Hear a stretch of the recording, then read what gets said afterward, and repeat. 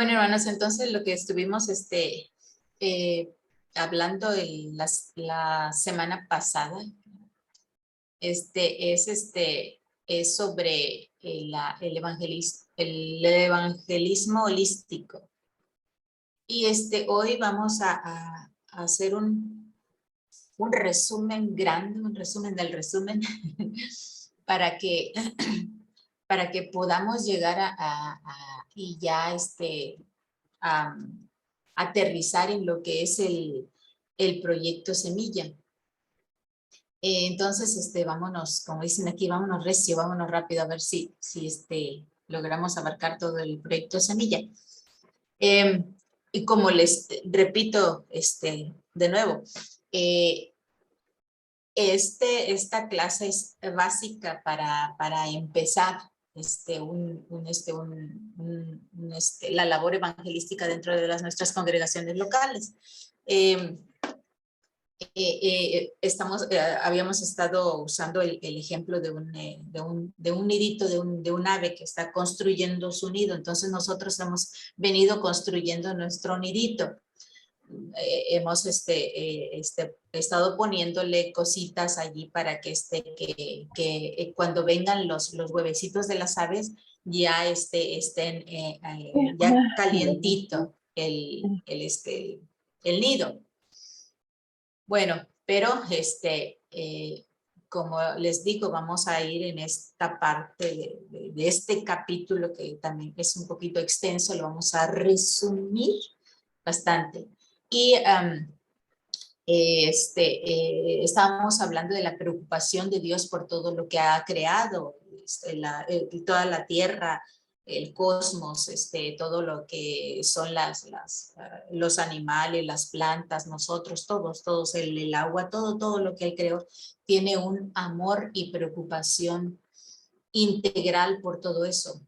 Y también estuvimos viendo que el Señor Dios, cuando envió a su Hijo, también lo vemos en Lucas, cómo Dios educó, podría decir, le dio todas las herramientas a nuestro Señor Jesús, y dice la palabra de Dios que en Lucas 5:22 que Jesús crecía en gracia, dice, ¿verdad?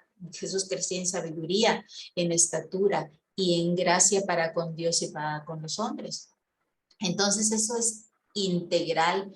Recordemos también que estuvimos viendo una metáfora, la de la ventana. Estuvimos viendo las 4 áreas de la ventana, y la última era el lado espiritual. Estábamos viendo de sabiduría social, físico y espiritual, y cómo varias de las congregaciones, de nuestras congregaciones, nos dedicamos más a lo espiritual y dejamos todo lo otro aparte. Bueno, entonces esas son las 4 áreas donde nosotros debemos de poner nuestra mira, nuestra meta, todos los proyectos que nosotros tengamos de marcar esas 4 áreas: sabiduría, estatura, las relaciones humanas, al ámbito político, el espiritual, todo. Así como Jesús se desarrolló y cómo desarrolló su ministerio. Miramos cuáles son las condiciones de la ciudad, del pueblo, de la etnia donde Jesús nació. Esta era en política. Vemos cómo había mucha problemática, estaban oprimidos, digámoslo así, se sentían oprimidos por los romanos y por toda la cultura que traían, y por la idolatría que traían. Eran los últimos que los habían conquistado. Entonces la autoridad era romana. Además que había mucho problema entre los fariseos, los saduceos, los celotes, bla, bla, bla, bla, bla. Bueno, todas esas organizaciones que habían ahí. Entonces la política no era buena. Era una ciudad con mucha corrupción. Nazaret era corrupta, había mucha prostitución. Es más, Natanael dijo: ¿acaso de ahí puede salir algo bueno? Es lo que dijo Natanael. Jesús en el área económica, Jesús no fue de clase alta, quizá tal vez hablando de nuestra era, en nuestro tiempo, tal vez era de clase media o clase media baja. Y pero era, tenían un negocio, su padre, o sea, tenía posibilidades. En el área de empleo era una persona bastante habilidosa. Él tenía el oficio como su padre de carpintero. En educación, él no tenía realmente una educación universitaria.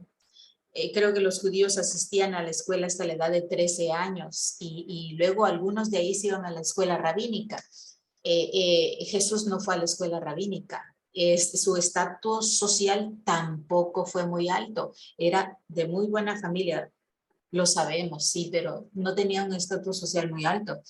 Y hablando de familia, su familia era excelente, era muy buena su familia. ¿Por qué? Porque en el lado espiritual, pues vemos cómo era la educación de sus padres, de María, de José. Sus padres eran unos padres buenos, maravillosos con él, con el Hijo de Dios. También Dios envió a su Hijo. ¿A qué envió a su Hijo? Si nosotros nos hacemos la pregunta, ¿a qué Dios envía a su Hijo? ¿A qué vino? Podríamos decir a salvarnos, a reclamarnos, a libertar nuestras cadenas, se me fue la palabra, hermanos, para decirlo. Cuando hacían el contrato y la propiedad la reclamaban, no me acuerdo cómo se dice. Bueno, a eso vino el Señor. Libertad. No. Libertad, sí. Pero puede ser libertad. Hay una palabra que dice la Biblia que ahorita se me fue, ¿no? Vino a libertarnos, lo que hizo Booz con el terreno de esta... Ay, se me han ido por querer las cosas. Redimir. Sí, exactamente. Redimir, esa es la palabra. Podríamos decir que Dios envió a su Hijo unigénito para redimirnos. Sí, lo envió a eso. Pero hay una cosa tremenda que a veces pasamos por alto, esta palabra que tal vez no queremos decirla a veces. Y esta palabra es servir. Dios envió a su Hijo unigénito a servir. Dice Mateo 20:28, el Hijo del Hombre no vino para ser servido, sino para servir y dar su vida en rescate por muchos. Dios envió a su Hijo unigénito a servir. Lo vemos en Marcos, en Juan, en los evangelios, en los sinópticos, vemos como Jesús sana a un leproso, Jesús saca demonios, Jesús resucita a Lázaro, Jesús resucita a una niña, Jesús sana a una mujer enferma, Jesús da de comer a 5,000, Jesús sana a cojos, a ciegos, a paralíticos, sana leprosos. Bueno, hace milagros, y dice la palabra que si contara eso, pues no cabrían en los libros. Entonces, y aún más fue a la samaritana, fue a donde estaba la mujer sirofenicia. No solo se dedicó a su pueblo, que eran por los primeros, por los que vino, también hizo el ejemplo de que iba a otros pueblos. En Juan 13, 2:5 vemos a Jesucristo como el Salvador, como el unigénito Hijo de Dios, como el Rey de Reyes, quien vino, quien se desprendió de su gloria, de su manto, y se agachó, se hincó, se humilló y les lavó los pies a los discípulos. Y ese es un trabajo que no lo hacía a cualquiera. Ese trabajo lo hacían los siervos en esa época. ¿Pero por qué? ¿Por qué hizo Jesús todo eso? Simplemente para mostrarnos cómo debemos de ser nosotros ahora. Nos dice Filipenses que no hagamos, Filipenses 2:3-9, que no hagamos nada por contienda o por vanagloria, que no hagamos las cosas por eso, que no hagamos las cosas ni por pleitos, ni por egoísmo, ni por satisfacción, no por vanagloria, ¿no? Antes bien con humildad, dice, estimando a cada uno como superior por lo suyo propio. Y nos dice, haga pues en vosotros este sentir que hubo también en Cristo Jesús, que tomando la forma de siervo se humilló a sí mismo. Dice que haciéndose obediente y obediente hasta la muerte de cruz. Eso es lo que nos dice la palabra, que Jesucristo vino a servir. Entonces nosotros somos llamados como hijos de Él a servir a los demás. Entonces nosotros en las congregaciones debemos de tener un ministerio que abarque todo, un ministerio holístico, un ministerio integral. Y dice la palabra que él mismo constituye, en Efesios 4:11-12 dice que constituyó apóstoles, profetas, evangelistas, pastores y maestros a fin de perfeccionar a los santos para la obra del ministerio. Llamó a esos ministros, a esos ministerios para la edificación del cuerpo de Cristo. Todos estos dones, cada uno son diferentes, cada uno es diferente. Pero aunque todos son diferentes, todos tienen diferente punto de partida, todos tienen la misma meta. Y la meta final, hermanos, es preparar al pueblo de Dios para las obras del servicio. A veces nosotros como líderes de la iglesia, pastores, llevamos almas a los pies del Señor, llevamos gente a la iglesia y bueno, ya llegó, que se quede y que crezca ahí con lo que vaya diciendo el pastor. Y la cosa no está ahí. Es como que si esta cosa es nidito, el nido, lo dejáramos así como creo que las golondrinas, me parece, no sé qué ave deja su nido con una parte no terminada. Hay una historia sobre eso, pero no vamos a recordar ahorita. Entonces, así nosotros parecemos, no terminamos, no hacemos bien nuestro trabajo. Damos estudios bíblicos en la iglesia, sí, damos estudios bíblicos, hermanos, pero el estudio bíblico no es discipulado. El estudio bíblico es muy importante, sí, pero no es un discipulado, solo forma parte del discipulado el estudio bíblico, y nosotros a veces confundimos el estudio bíblico con discipulado. Si vemos a nuestras congregaciones locales, hermanos, bueno, hablando de México, vemos en nuestras congregaciones locales, vamos y damos, se da un estudio bíblico, escuela sabática, luego el culto general, se acabó. Culto en el viernes tal vez, nosotros tenemos cultos en la mañana del sábado, cultos en la tarde del sábado, cultos el viernes, quizá cultos el miércoles, pero solo son cultos.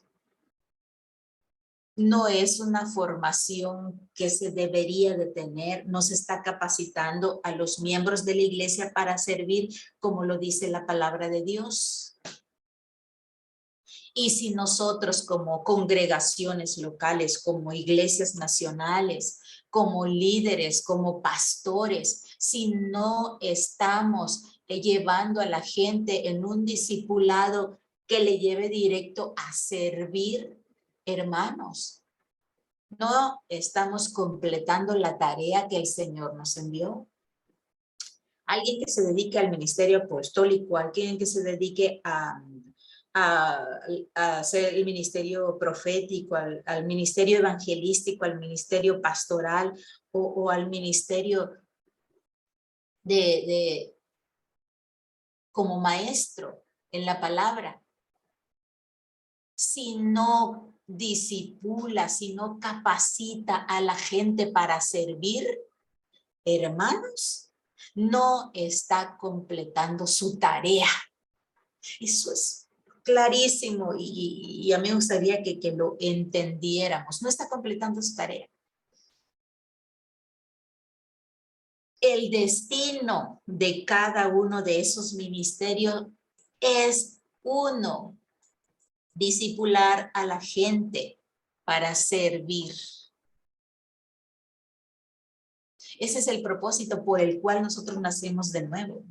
Fuimos restaurados, pero para poder reflejar la actitud que hubo en Cristo Jesús y que fue una actitud de siervo. Si nosotros no tenemos una actitud de siervo como individuos, no estamos siendo verdaderos cristianos, buenos cristianos.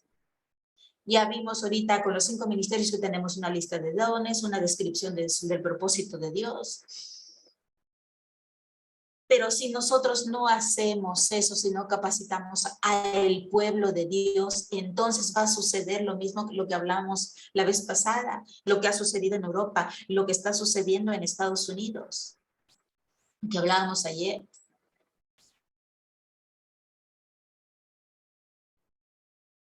Fundamos iglesias, quizá nosotros fundamos iglesias, plantamos y vamos y con todo nuestro amor vamos a predicar el evangelio de salvación, pero damos nuestros estudios bíblicos, pero solo con un enfoque del conocimiento del conocimiento, todo lo que se relaciona con el conocimiento, pero no llevamos a la gente a conocer a Cristo, a que tengan un encuentro personal con Él, y menos que los llevemos a servir. Dice Efesios, dice que hasta que todos lleguemos a la unidad de la fe y del conocimiento del Hijo de Dios, a un varón perfecto, a la medida de la estatura de la plenitud de Cristo. Dice. Eso es lo que nos dice Efesios. Pero hermanos, cuando nosotros capacitamos a los miembros de nuestras congregaciones para servir, ocurren 3 cosas. 1, hay unidad. Y 2, hay madurez. Si nosotros fuésemos todos siervos, la iglesia sería unida. No estuviésemos peleándonos entre sí, que envidias, que chismes, que disoluciones, que malas miradas, malos ejemplos. Del árbol caído no haríamos leña, sino que no habría envidia, no habría competitividad, no habrían enojos. No habría, ¿por qué? Porque estamos viviendo realmente el verdadero evangelio. Estamos conociendo a Jesucristo, estamos conociendo al Espíritu Santo, estamos viviendo en el Espíritu Santo y estamos sirviendo. La única manera de evitar todos esos días, esos problemas, y pobres pastores llaman a la iglesia no responde, que tal no responde la iglesia un ratito como la espuma del mar y luego se va y nos levantamos como la espuma del mar y nos aburrimos y se va. ¿Por qué? Porque no hemos madurado, hermanos. A veces a veces no hay miembros maduros en la iglesia, sino bebitos que todavía quieren leche espiritual. ¿Por qué? Porque no hemos puesto a nuestras iglesias a servir. Hay muchos ejemplos de las iglesias que ponen a sus miembros a servir a los 5 meses, pero hay pastores en nuestras congregaciones que dicen, no, tú no sirves ahorita, todavía estás muy nuevecito, tienes que aprender todavía. Pero no maduramos si no hay un discipulado que nos lleve a servir. Solo así la gente de la iglesia va a madurar, hermanos.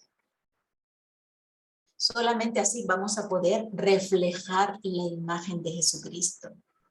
Y aunque estemos intentando, queridos y amados y preciosos hermanos, hermosos, yo sé que lo intentamos con todos nuestros esfuerzos, con todas nuestras ganas, intentamos que las iglesias salgan a evangelizar, que se levanten, que ya no estén en pero a veces, como decía una misionera que dice, me dan ganas de agarrar a los hermanos, agarrarlos de los hombros y sacudirlos.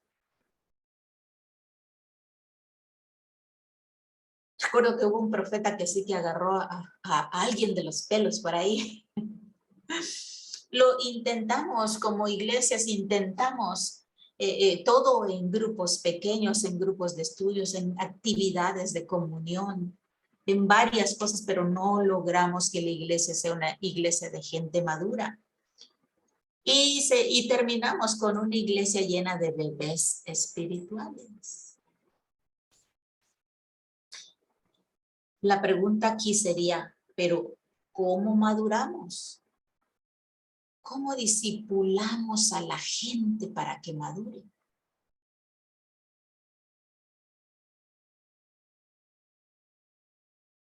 Pablo dice que debemos equipar a la gente para servir. Y hay un dicho que dice, por aquí circula dicho que dice, si no sirves, no sirves. Debemos de equipar a la gente para servir y, por supuesto, que las pongamos a servir dentro de la iglesia.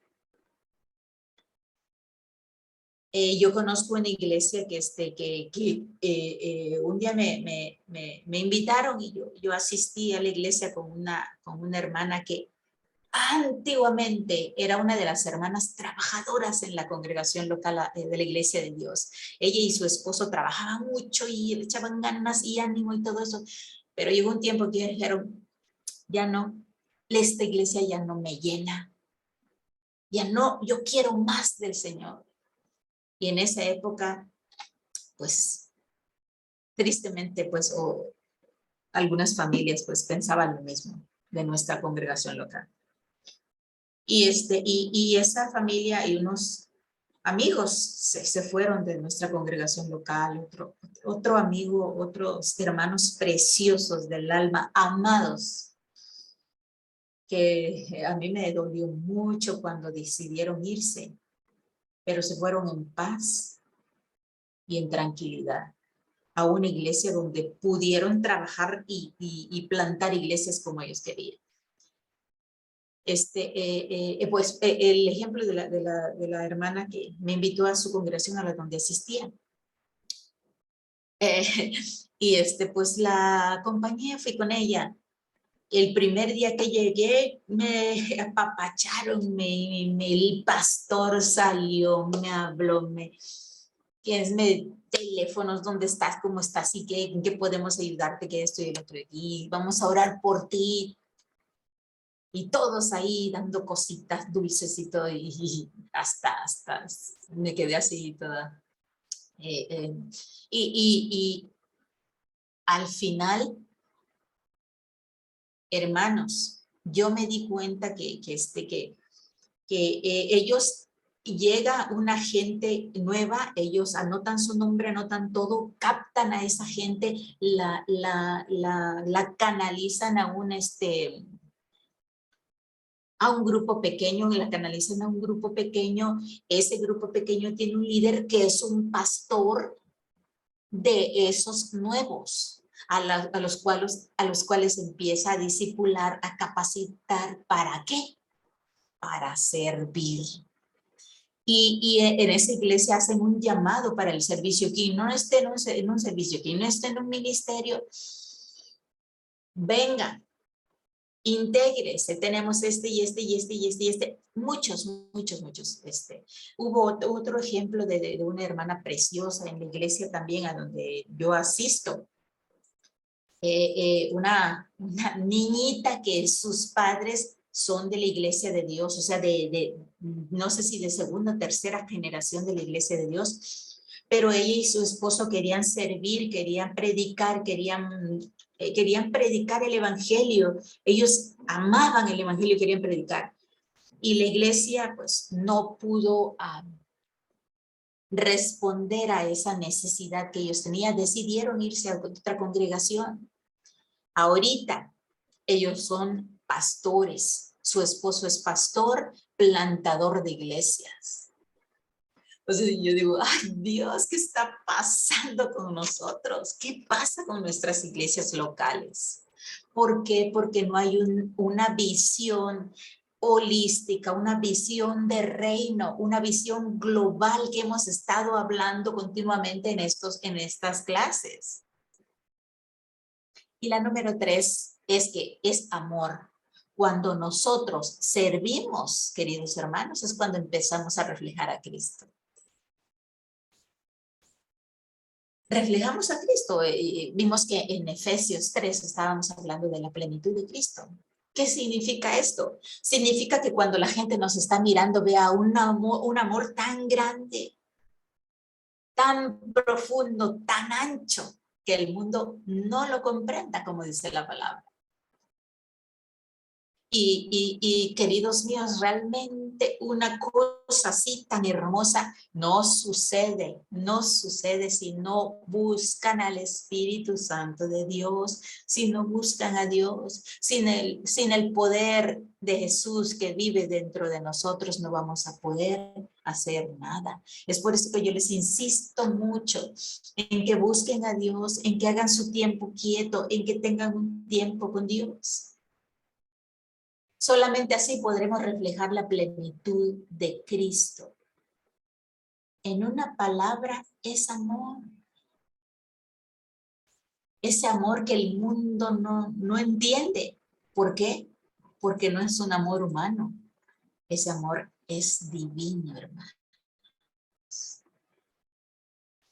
No es solo servir a otros al dar el evangelio, ir, tocar puerta a puerta, repartir folletos, ir a tener un comedor, darle bueno, esas actividades, no solamente actividades, no solamente es fundar iglesias, no solamente es tener grupos pequeños o hacer estudios bíblicos. Lo más grande y lo más importante, queridos hermanos, es demostrar el amor que Dios ha puesto en nosotros, ese amor darlo al prójimo.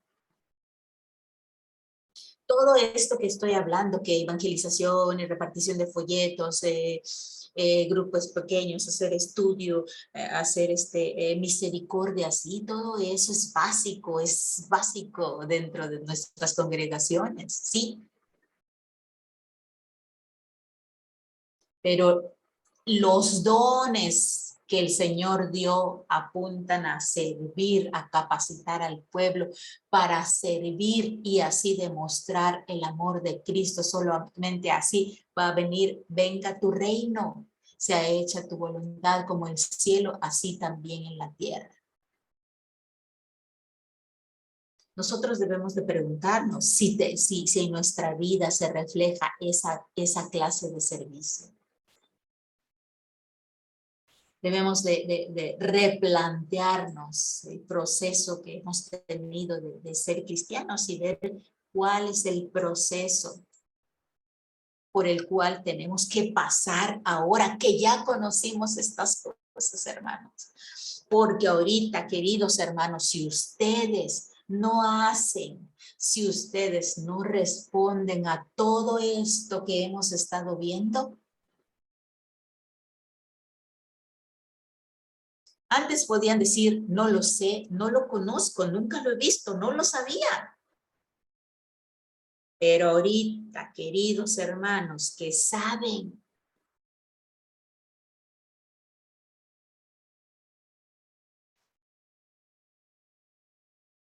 Pídanle a Dios y Él va a tratar con ustedes, con nosotros. Bien, entonces, ahorita vamos a ver lo que es el proyecto Semilla, una parte del proyecto Semilla. El proyecto Semilla es muchísimas cosas, pero vamos a ver una parte. Pero todo lo que ya vamos a aterrizar, como ya es nuestra penúltima clase, hoy ahorita tenemos casi media hora, menos de media hora, y mañana tenemos 2 horas, vamos a tratar de hacer lo más que podamos, ¿sí? Entonces, lo que es un proyecto, ya les había comentado ayer, los proyectos semillas son proyectos pequeños. Pero antes de iniciar un proyecto pequeño es necesario analizar todo lo que hemos estado viendo desde la cosmovisión, desde lo que es estar en intimidad con Dios, con nuestro Señor, en cambiar nuestro estilo de vida y de pensamiento, cambiar muchas cosas en nuestras vidas. Bueno, entonces, y yo espero en Dios, queridos hermanos, que sí, yo sé que esto fue tal vez muy repetitivo de todo lo que han visto en su vida ministerial, que ya saben todo. Pero hermanos, yo les vuelvo a repetir, ¿por qué entonces no nos ha funcionado?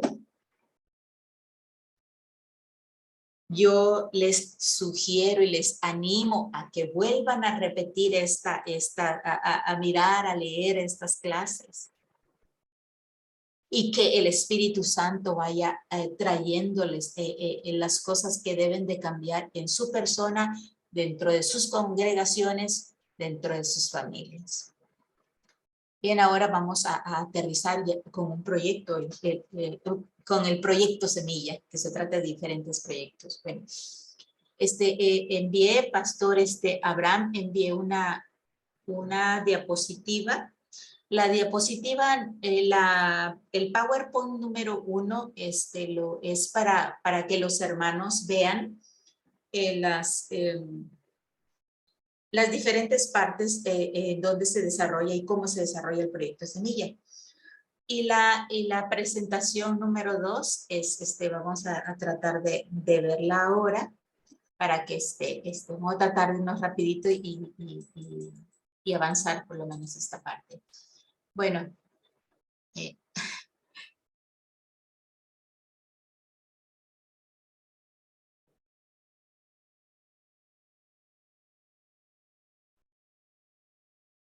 a ver. Ok. Todavía no me acostumbro a esto. Pero bien, bueno, entonces para que podamos entender un poquito lo que es los proyectos Semilla, porque proyectos Semilla se le denomina porque siembra, se trata de siembra, de sembrar semilla, la semilla en diferentes partes. Y hay muchos tipos de proyectos semilla, muchas semillitas, mucha arroz, lentejas, habas, maíz, frijoles, yo no sé, otras semillas. Este proyecto semilla surge hace muchos años. Bien, ahorita vamos a ver la definición y los beneficios, los principales beneficios que trae el proyecto Semilla. Bueno, y para poder entender más esto, vamos a ejemplificarlo con un ejemplo.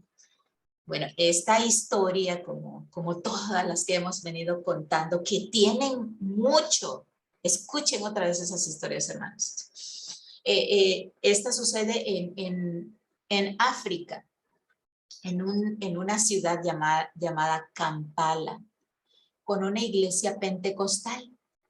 Esta iglesia pentecostal tiene alrededor de unos 7,500 miembros.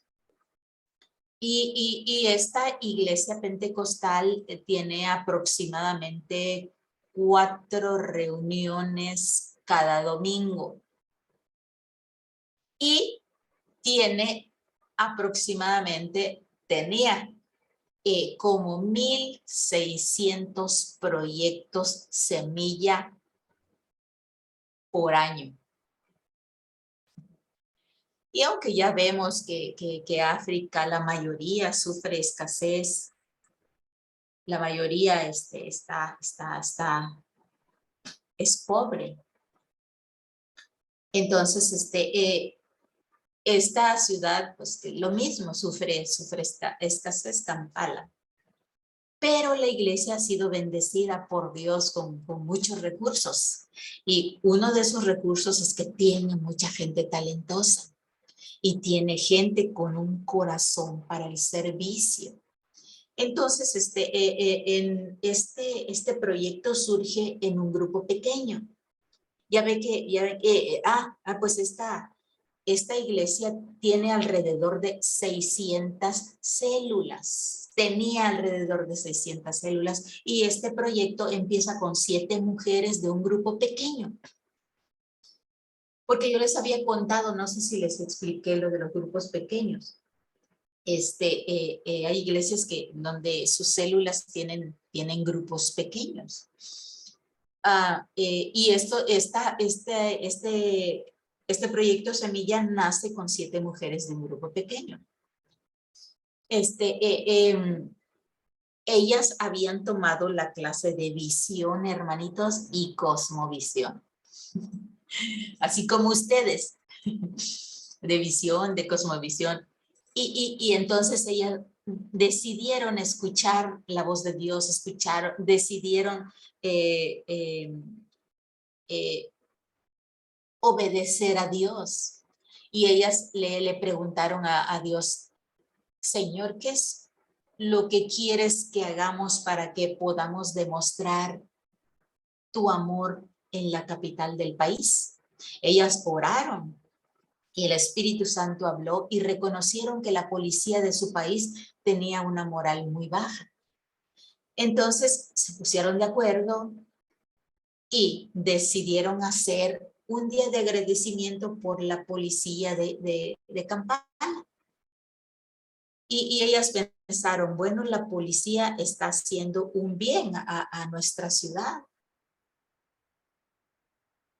Entonces, y formaron un equipo llamado Armonía, el cual planificó un día para celebrar a todas las fuerzas de Kampala, a todos los oficiales de Kampala.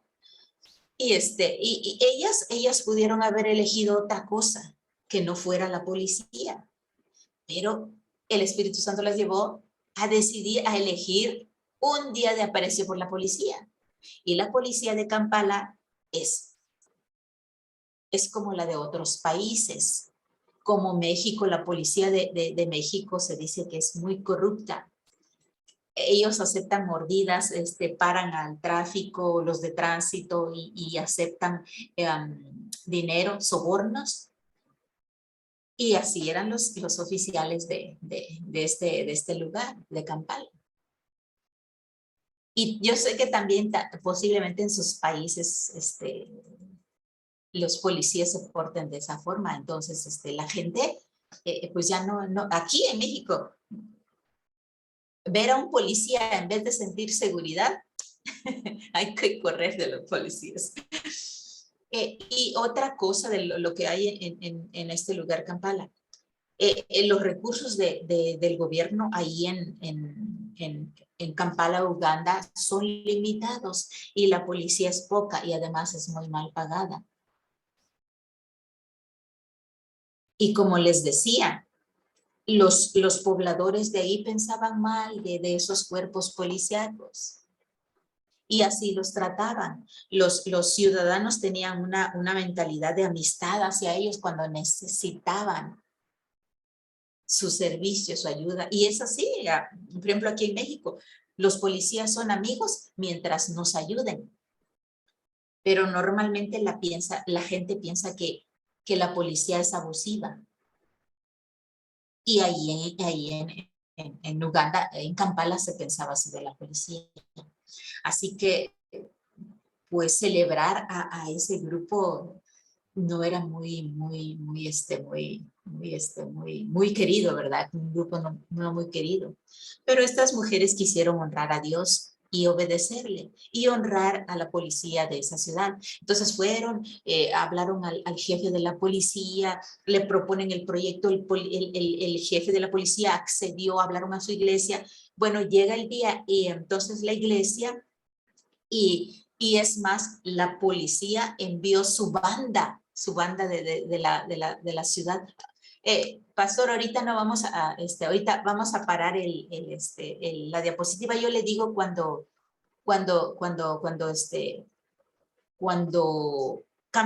cambiemos de diapositiva. Muchas gracias. Entonces,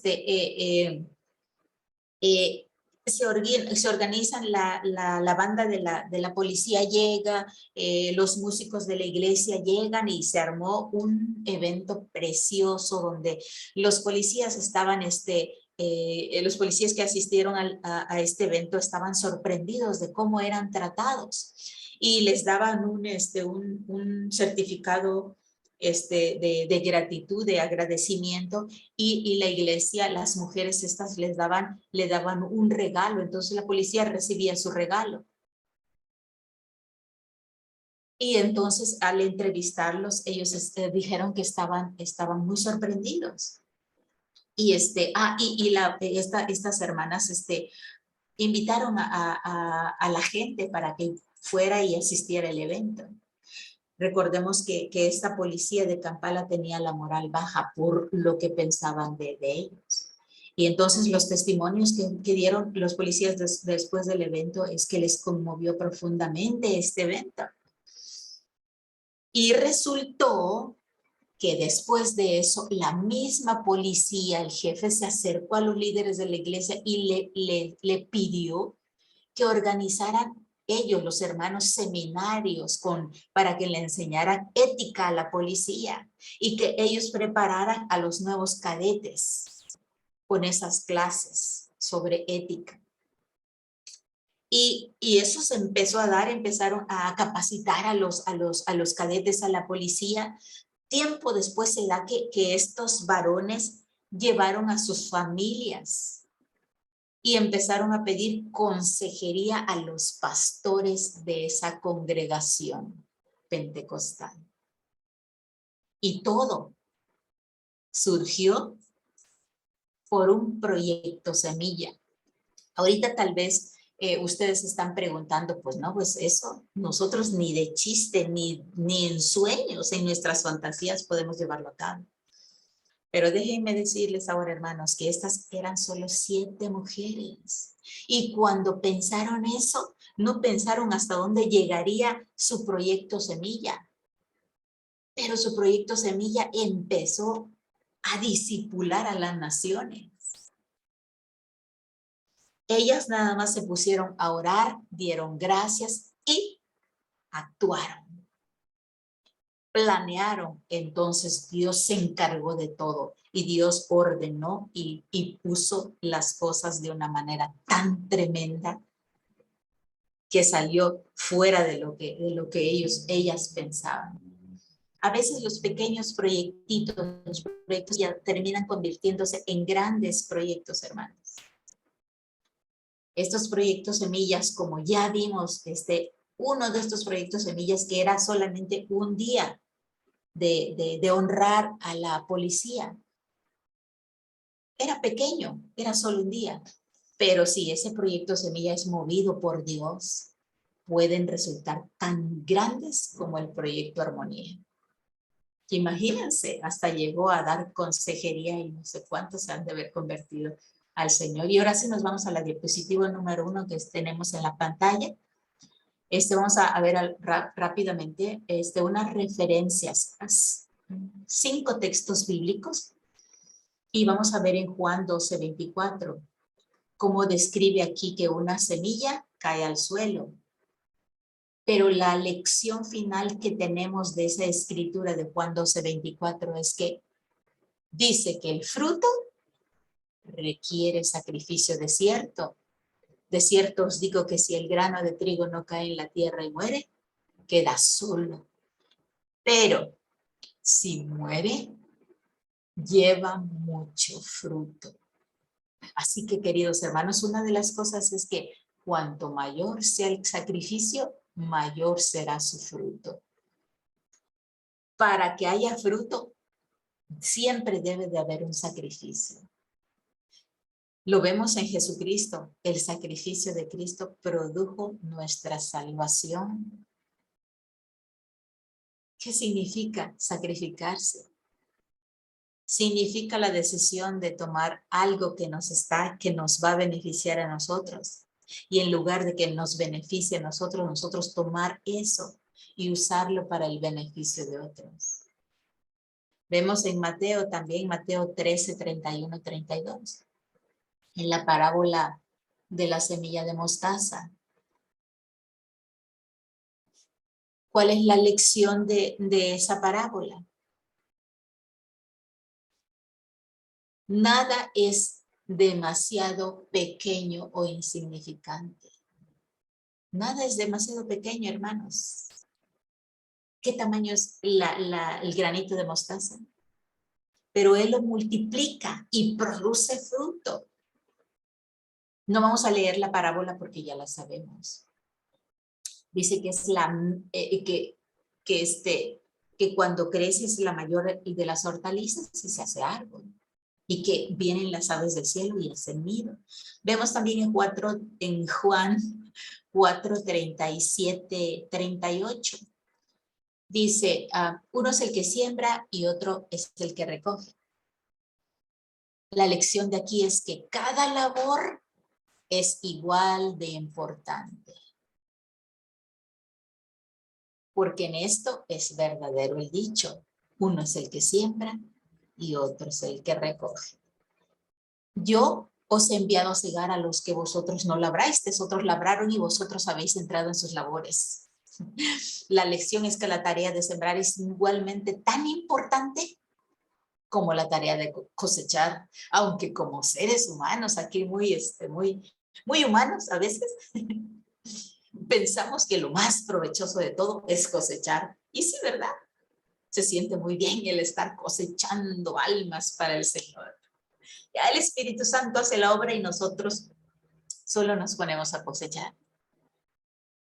Pero imagínense qué sucedería, queridos hermanos, si a ustedes el Señor los llama a una comunidad, a un lugar dentro de su ciudad, fuera de su país.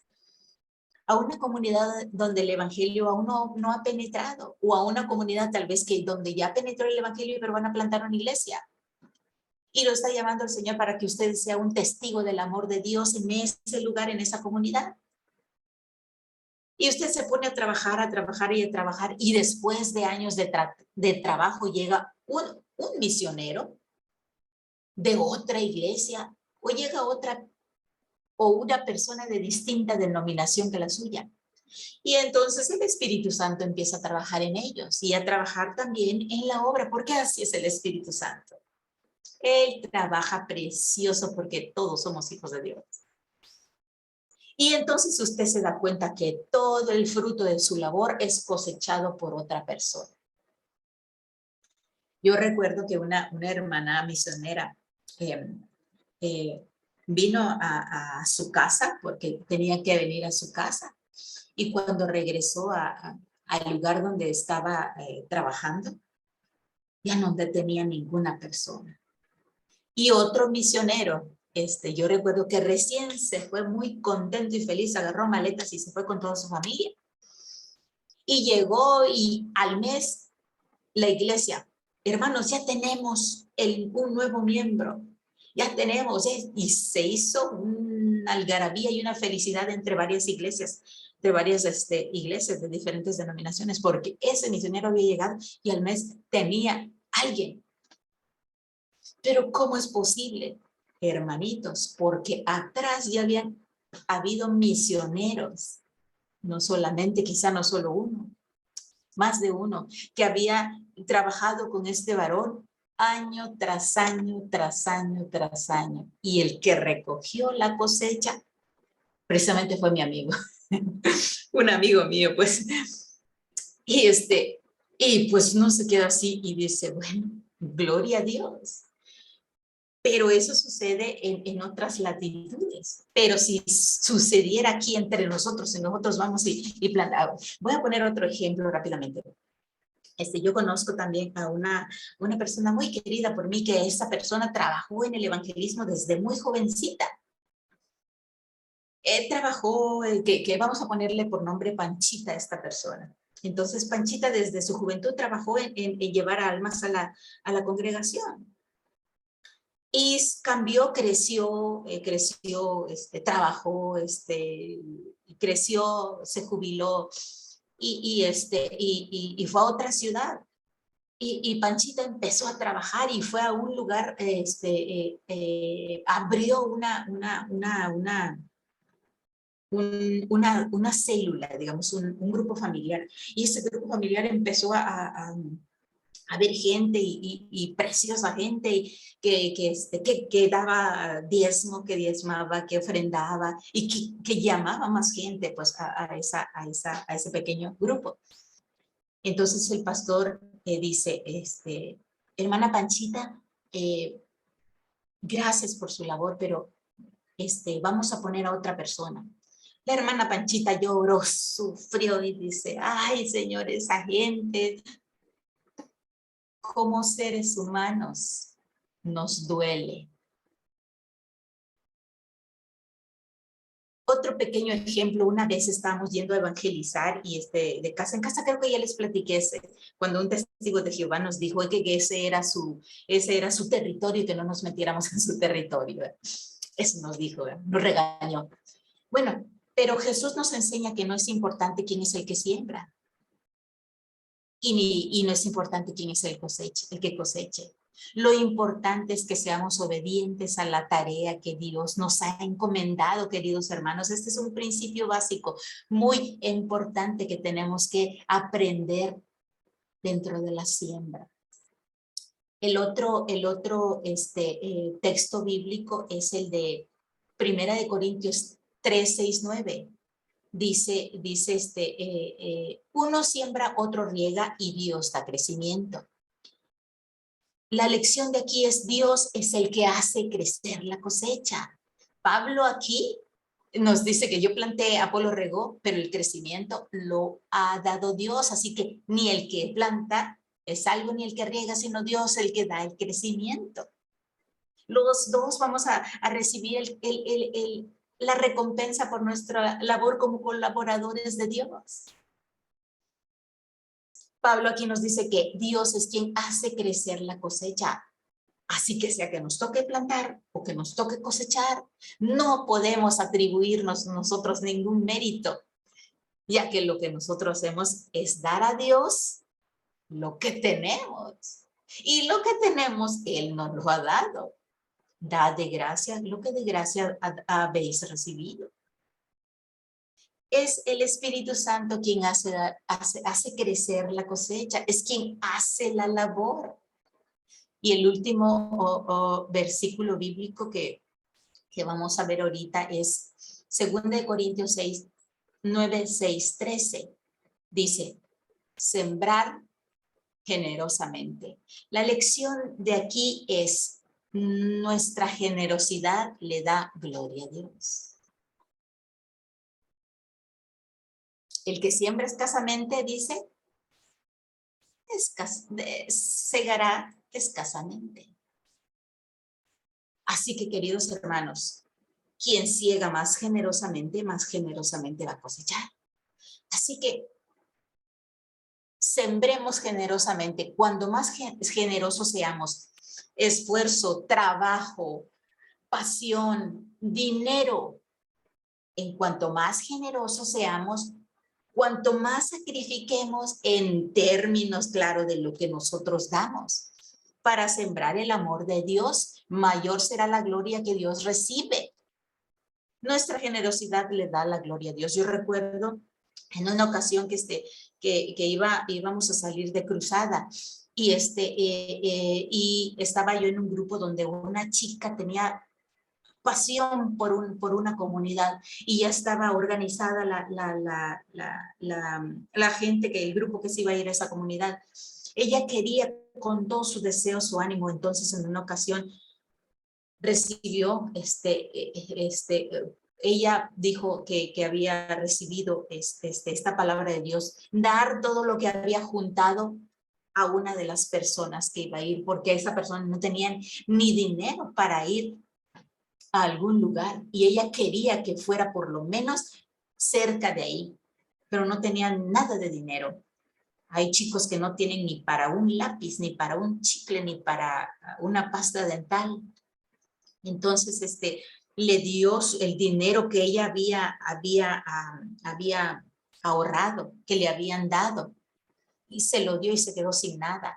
Y llegó el tiempo de que ese equipo se fuera al lugar el lugar de sus sueños. Y resultó que ella no fue porque no le alcanzó el dinero. Pero ese era su amor, su sueño y su pasión. Y otro de sus sueños era casarse con un misionero. Tenía esos dos sueños. Y quedó triste, llorando, dolorida y con coraje, porque yo recuerdo que estaba molesta que nosotros habíamos logrado alcanzar el costo y ella no. Así que ella, al costo que le alcanzó, se fue con otro equipo. Pero hermanos, ¿saben qué sucedió ahí? Conoció a un chico estadounidense de cual se enamoró, se enamoraron, se casaron, trabajaron en las misiones. Dios no le concedió ir allí. Al contrario, le dijo, da tu presupuesto a esta persona. Ella no sabía que el Señor tenía preparado para ella un chico misionero con el cual ella se iba a casar. Así es Dios. Así es Dios, hermanos. Y tristemente, queridos hermanos, solo nos quedamos en la diapositiva número 1. Se nos ha acabado el tiempo.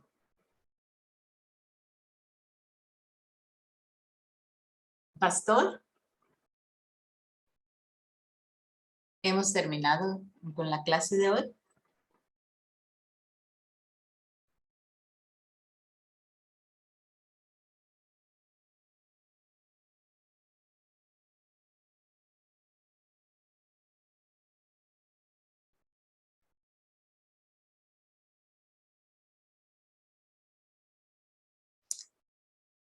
Hermanos,